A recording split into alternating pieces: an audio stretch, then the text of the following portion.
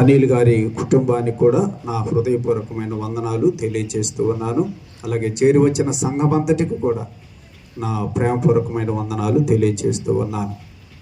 మరి రాత్రి ఈ సందర్భంగా దేవుని యొక్క వాక్యాన్ని మనం జ్ఞాపకం చేసుకుందాం. నేను ఒక వర్తమానం సిద్ధపడి వచ్చేటప్పుడు మరి ఇప్పుడు ఇక్కడికి వచ్చిన తర్వాత బ్రదరు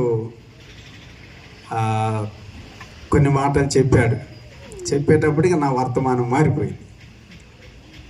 అప్పటికి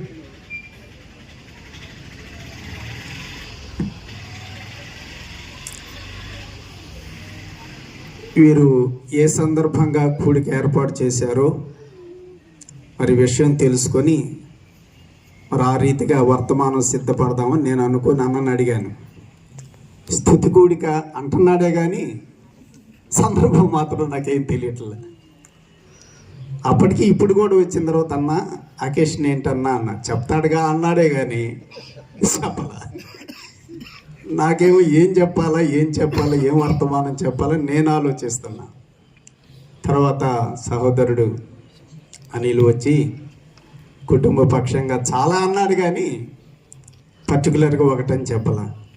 ఇక చివరికి నాకేం అర్థమైందంటే కుమారుడు ఇప్పుడు డిగ్రీ కంప్లీట్ అయిన తర్వాత జాబ్ కొరకు ఏవియేషన్ ఏరోనాటికల్ డిగ్రీ అయిపోయిన తర్వాత ఇప్పుడు దాంట్లో join course okay aviation complete అయిపోయింది ఓకే. కనుక బిడ్డ యొక్క చదువులో ప్రభు కృప చూపించాడు. ఏరోనాటికల్ ఇంజనీరింగ్ పూర్తి చేశాడు. డిగ్రీ అంటే మళ్ళీ నాకేంటా బిఏనా బిఎస్సీనా ఇవి అనుకుంటా కూర్చున్న మళ్ళీ నాకు అన్ని టెన్షన్లు అయిపోయింది. ఇప్పుడు టెన్షన్లన్నీ పటాపంచలు అయిపోయినాయి. ఇక్కడికి వచ్చిన తర్వాత మరి వర్తమానం కూడా నేను చెప్పాలనుకున్నది మార్చేసేసా. ప్రభు చిత్తమును బట్టి ప్రభు ఇచ్చినటువంటి ఆలోచనలను బట్టి మరొక అంశాన్ని మనం ఈ రాత్రి జ్ఞాపకం చేసుకుందాం. ఇంతకీ మౌర్య ఎక్కడ? Okay thank you.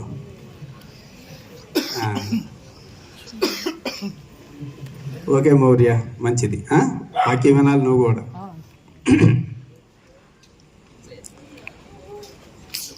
సంతోషం. నేను ఎక్కడికి వెళ్ళినా కూడా కుటుంబంలో ఇట్లా స్తుతి కూడికి పెట్టినప్పుడు ముందు కుటుంబ సభ్యులు నాకు కనపడాలి. నేను కోరుకునేది ఎందుకంటే వర్తమానం ఎవరికి? కుటుంబ సభ్యులకు కూడా కదా. అందుకని కనుక ముఖ్యంగా మౌర్య ఫర్దర్గా జాబ్ కొరకై కోచింగ్ కొరకు వెళ్తున్నాడు. మరి ఈ సందర్భంగా దేవుని యొక్క వాక్యము ద్వారా ఆ బిడ్డకు కూడా అలాగే చేరి వచ్చిన మనకు కూడా కొన్ని మాటలు దేవుని లేఖనాలు జ్ఞాపకం చేసుకొని ప్రభువుని స్తుతిద్దాం. దేవుడు తన చిత్త ప్రకారంగా వాక్యములో మనల్ని ఆయన నడిపిస్తాడు. ఈ సందర్భంగా ఆ పరిశుద్ధ గ్రంథంలో నుండి కీర్తనల గ్రంథం 103వ కీర్తన మనకందరికీ బాగా పరిచయం ఉన్న కీర్తన. 103వ కీర్తన మొదటి చరణము నుండి నేను చదువుతున్నాను. నా ప్రాణమా యెహోవాను సన్నుతించుము, నా అంతరంగమున ఉన్న సమస్తమా ఆయన పరిశుద్ధ నామమును సన్నుతించుము. నా ప్రాణమా యెహోవాను సన్నుతించుము, ఆయన చేసిన ఉపకారములలో దేనిని మరువకము అన్నాడు దావీదు. ఆయన చేసిన ఉపకారములలో అన్నాడు, ఉపకారము అన్నాడు, ఉపకారములలో అన్నాడు అంటే బహువచనం. మరి బ్రదర్ కూడా ఆ మాటే చెప్పాడు, చాలా మేలులు అన్నాడు కదా. అవును, ఎన్నో మేలులు కుటుంబ పక్షంగా చేశాడు. మరి ప్రతి ఉపకారమును బట్టి ప్రతి మేలును బట్టి కూడా వారు మరచిపోకుండా ప్రభువుని స్తుతిస్తూ చివరిగా తన కుమారుని యొక్క ఉద్యోగ విషయంలో కూడా ప్రభు ఆ ఉపకారమును కూడా జరిగించాలని మరి ఈ రీతిగా చేసిన ఉపకారములను బట్టి ప్రభువుని స్తుతిస్తూ చేయబోయేటువంటి అవసరతల కొరకు మరి ప్రభు సన్నిధిలో ప్రార్థనాపూర్వకంగా సిద్ధపడుతూ ఉండగా నేడు మనం కూడా మరి ఆ బాబు కొరకై మౌర్య కొరకై ప్రార్థన చేద్దాం. మరి దావీదు చెప్పాడు, ఆయన చేసిన ఉపకారములలో దేనిని మరచిపోవద్దు నా ప్రాణమా అన్నాడు.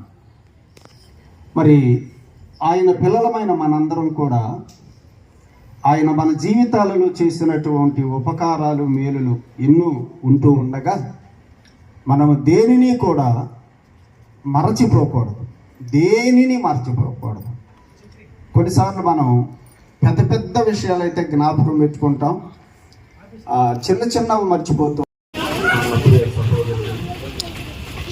డాక్టర్ అనిల్ బ్రదర్ అనే సహోదరి లక్ష్మి వారి కుటుంబం పట్ల దేవుడు చేసినటువంటి ఉపకారములు మేలులను బట్టి ప్రభువుని మనం కూడా స్తుతిస్తూ ఉన్నాం. మరి ఎన్నో మేలులు ఎన్నో ఉపకారాలు దేవుడు మా కుటుంబ పక్షంగా చేశాడు. వాటన్నిటిని బట్టి మేము ప్రభువుని స్తుతిస్తున్నాం.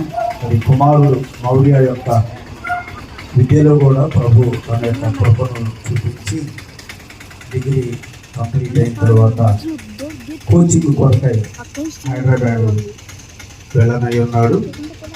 మరి ఈ సందర్భంగా ఈ కూడి